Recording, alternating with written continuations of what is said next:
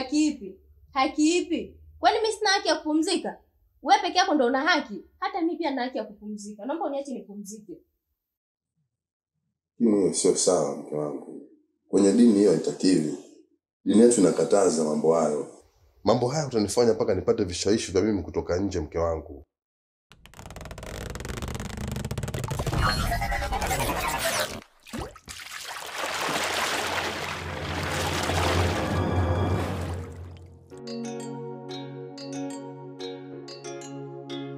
Hivi kwa nini umemkataa ule mchumba?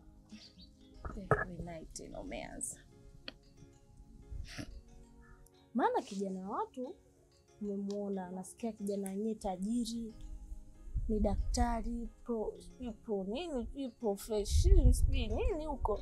Ndugu yangu Muhimbili, angalia na maisha yetu afu namkataa huyo mtu afu nasikia unasema una mchumba. Kwa mchumba wako ni nani? Sasa kwenye familia yetu ana shida kutibiwa sasa. Wewe subiri, umjue. Wewe mwenyewe ukimwona utasema, "He? Ndugu yangu." Yaani hata wewe ungemkubali yule, huyo daktari wa mjomba. Ungekuwa labda umerogwa. Subiri umuone. Yaani ukishamuona ndio utaelewa kwa nini mimi huyo daktari wenu mimi simtaki. Mimi siwezi kuolewa naye. Sasa mimi simuelewi hata jinsi alivyo, simpendi mimi. Huyo mpenzi wako anatokea wapi? Ngojea. Mchumba mimi wewe hatujai kumuona. Ushasikia daktari tena? Wewe na mjomba wako mshapagawa. Ila sisi mnajuaje kama kabushi vyeti? Hivi uliwezaje Samira? Ilikuwa ni ngumu sana. Ila nilihangaika sana kukutafuta. Nilikuja mpaka nyumbani kwenu sikupata msaada wote. Basi ndio ikawa hivyo. Kwani ulikutana naye wapi? Kuna siku nilienda beach na mdogo wangu. Na yeye alikuwepo pale, sio anafanya mazoezi sio vipi. Jicho lake likaniona. Tukaanzisha mahusiano mpaka hivi kama mume wangu ni mke wake. Shauri yako uje udondokee mbebovu wewe. Mimi nataka naolewa na mtu ambaye namjua A to Z, hanidanganyi kitu. Kwa mimi huyo daktari akuletea utunye sasa hivi anabushi vyeti. Usubiri tu. Asa, mama anaweza kukuletea kitu kibaya. Hivi binti yake ampeleke sehemu mbaya kweli? Wewe unaweza kuolewa na mtu ambaye umjui? Simjui. Wewe unaweza kuolewa na mtu ambaye umjui? Mimi kwa upande wangu naweza nikaweza kwa sababu mamangu akiwa amenichagulia mtu mzuri unajua naenda sehemu salama. Na moyo wako mimi siwezi. Mimi nampenda. Kwa nini huyo mpenzi wako ni nani ambaye mimi simjui? Ni naye na natamba naye kama unataka. Mpenzi wako ni nani huko mtaani? Ukute vijana wa Msimbazi. Ni huko bondeni. Nishajua ni vijana wa Msimbazi. Yaani mimi hapa nikatembea na kijana wa Msimbazi au wakuta bangi. Atakuwa nani hapa mtaani? Atakuwa ni nani? Kama sio vijana wa Msimbazi. Unakataa daktari bwana ataje Muhimbili anamtibia rais. Na wewe unaumwa? Asa kuuma mimi hapo kumeingiaje? Wewe unaumwa kwa sababu namna ulivyomngangania. Daktari sijui pro nini, mara anamtibia rais, mara yaani kitu kimekuganda unaumwa. Sio kwamba naumwa, yaani mimi naangalia hali ya maisha yetu. Unajua ukiolewa wewe, si hapa tutapata faida. Kwa sababu wewe utasaidia familia. Sawa. Mbaya hata. Leo kumbuke hapa wewe unaiba. Mimi ni mwizi mstaarabu kwa wewe na amani kabisa. Kikamatwa. Na mudu yule mtu. Anasumbua kawaida sana kwa wewe na amani.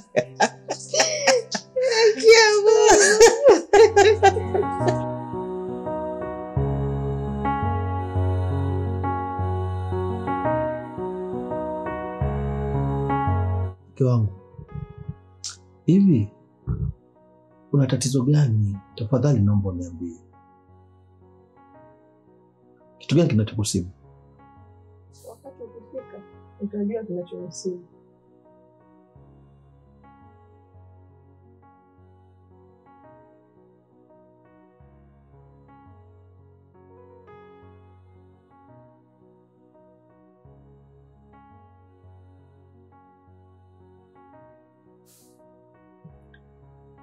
Tafadhali naomba uniambie. Una tatizo gani?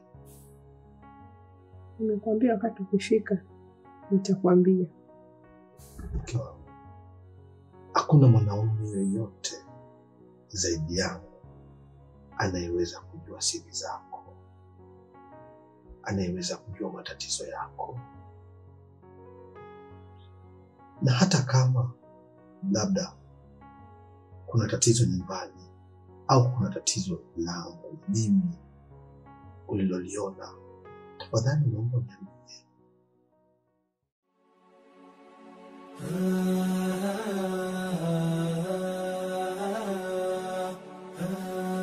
Mke wangu, ni mwenzako nishakuwa dhaifu hali. Hapa nilipo sijiwezi hata kujizuia, nimeshindwa. Ni takriban mwezi sasa unafika mke wangu, utaka kunipa unyumba. Shida iko wapi? Sasa mme wangu, mwezi tu unaona mrefu. Mwezi kweli. Kuna muda mimi nakuwa nimechoka mme wangu, nakuwa sijisikii, sina hamu. Unapaswa tu unielewe hivyo hivyo. Mbona mwezi mdogo sana?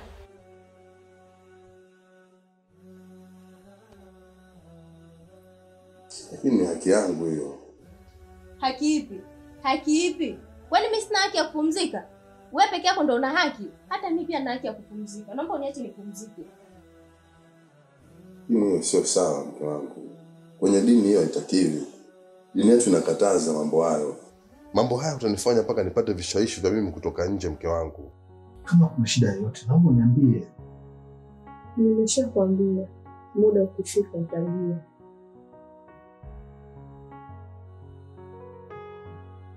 Umebadilika sana sasa hivi mke wangu. Sijakuzoea hivyo.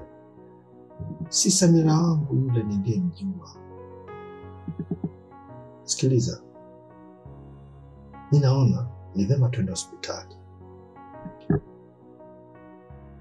Twende hospitali ukapimwe.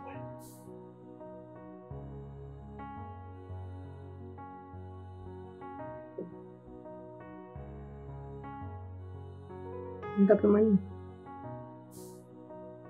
Unajua, wakati mwingine hii hali inawapata watu na inakuja katika matokeo tofauti. Huenda hii hali yako imekuja na kisirani, inachukia.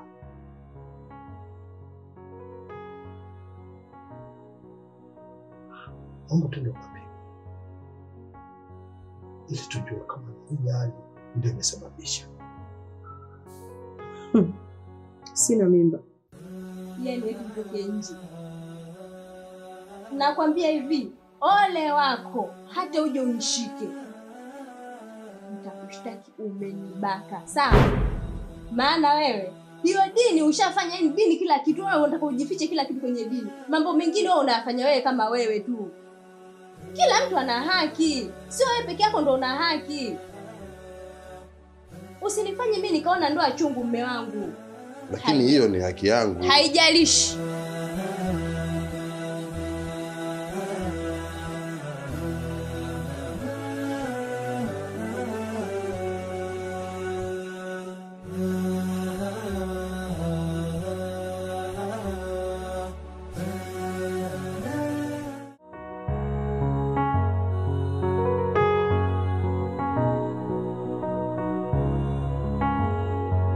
Sasa kama una nini kinachokusibu? Shida zote za nyumbani kwenu mimi nasikia. Nazimudu, nazitimiza, nazitekeleza, nawajibika kama mume. Sasa kama una mimba mke wangu, mbona umebadilika sana?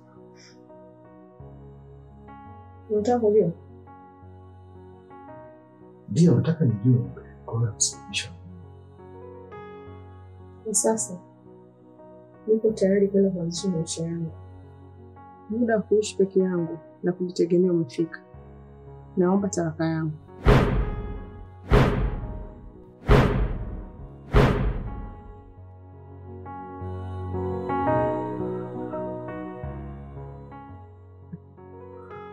Unasema nini wewe? Uliposikia ndivyo sahihi.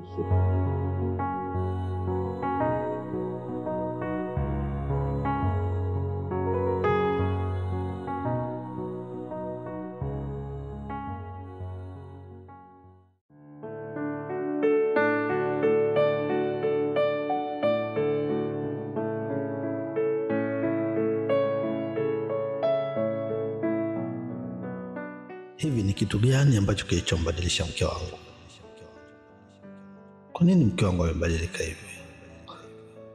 Ina maana upendo wote ule niliomwonyeshea, haya ndio malipo yake? Furaha, vicheko, vyote vimetoweka katika nyumba yangu. Sasa tunaishi kama maadui, tunaishi kama chui na paka, swala na simba. Nini kilichombadilisha mke wangu? Nahisi hapa naibiwa. Ya, kweli naibiwa.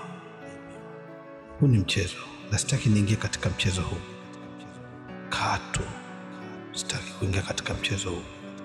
Hali yote ile, nguvu yote ile natumia kupambana ili kuweza kuitengeneza ndoa yangu na kustamilisha, lakini yupo mtu tena bwege anamlipuni mke wangu.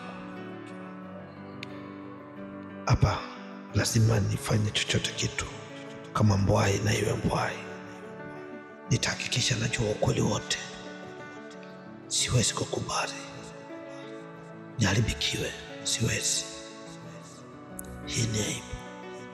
Siwezi kubadilisha status ya maisha yangu. Nitahakikisha kila chochote kinachosogea elimu yangu akifika ya mbali. Mwenyezi Mungu nisaidie. Nisaidie.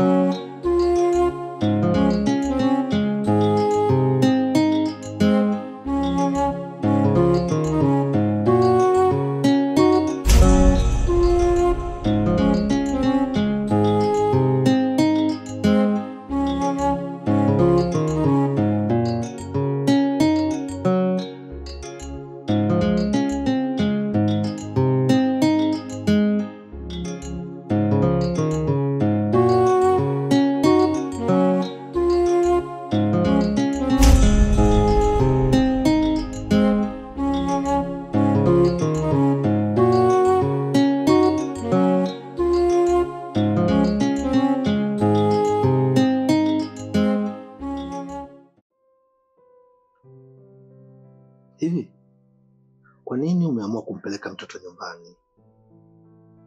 Nimeamua tu. Nimefanya hivyo kwa sababu kuna biashara nataka nianze. Ndio maana nikaamua kupeleka mtoto nyumbani.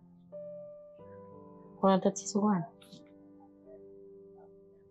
Lakini sio makubaliano yetu haya.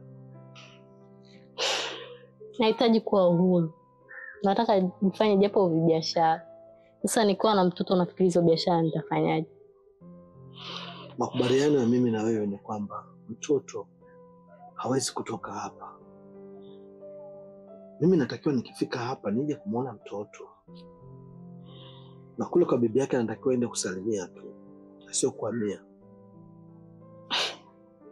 Au ulitaka waende kwa mke wako kalelewe na huo mke wako? Hivi dogo, uko sawa kweli?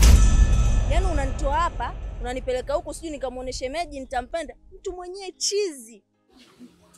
Mbona una maneno, yani unaongea sana unajua eh? Alafu unataka ufaidishe watu wengine. Dogo, unaacha kuolewa na daktari, unaenda kumpenda chizi eti ndo na mtu wangu nitamleta na mchumba wangu mchumba mwenyewe chizi. Wewe unamdhalilisha shemeji yako. Sio namdhalilisha. Nakwambiaje? Hamna ndoa ya chizi na hii taarifa inafika kwa mama utaolewa na daktari. Uolewi na chizi.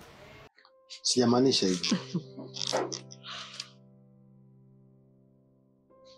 Hebu tuachane bwana na hiyo mada kwanza.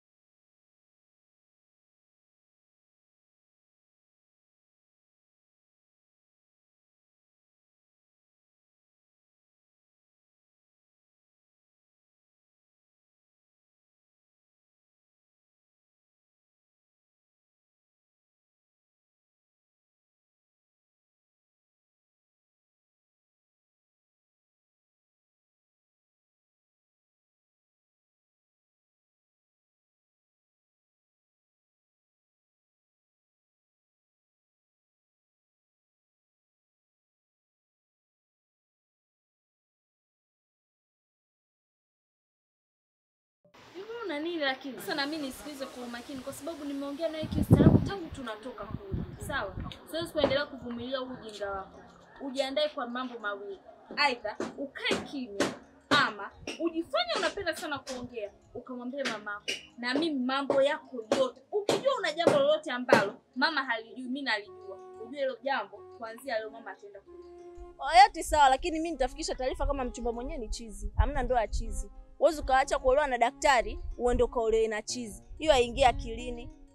Yaani wewe sasa na mimi ndo nakwambia jiandae, naenda kumwambia mama machafu yako. Ukianza mimi namaliza, sawa? Dogo, au utakuwa umerogwa wewe.